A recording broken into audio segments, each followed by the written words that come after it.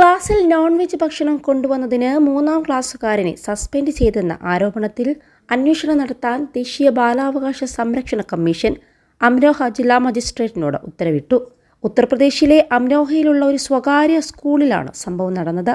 Hilton convent school principal Avinash Kumar ശർമ്മയോട് ജില്ലാ ശിശുക്ഷേമ സമിതിയും കമ്മിറ്റിക്ക് മുമ്പാകെ ഹാജരാകാൻ ആവശ്യപ്പെട്ടിട്ടുണ്ട്.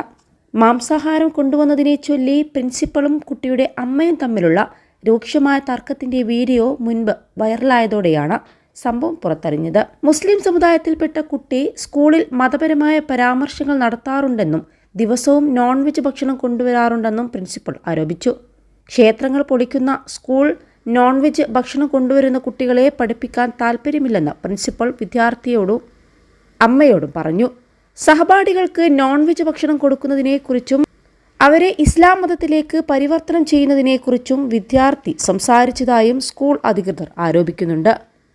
21 ലക്ഷത്തോളം സന്തുഷ്ടരായ ഉപഭോക്താക്കളും 2 ലക്ഷത്തോളം തിമിര ശസ്ത്രക്രിയകളും പൂർത്തിയാക്കിയ മലബാറിലെ ഏക കണ്ണാശുപത്രി Al Salama high hospital, hospital road, Perinthalmanna.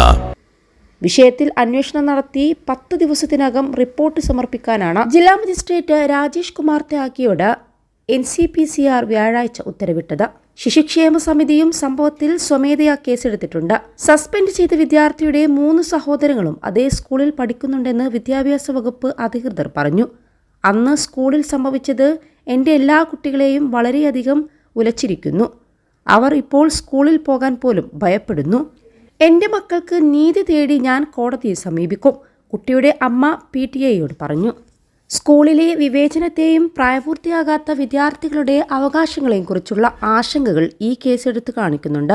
അധികാരികൾ ഉൾപ്പെടെ സ്ഥാപനത്തിന്റെ പ്രവർത്തനങ്ങൾ സൂക്ഷ്മമായി പരിശോധിക്കുന്നത് തുടരുകയാണ്.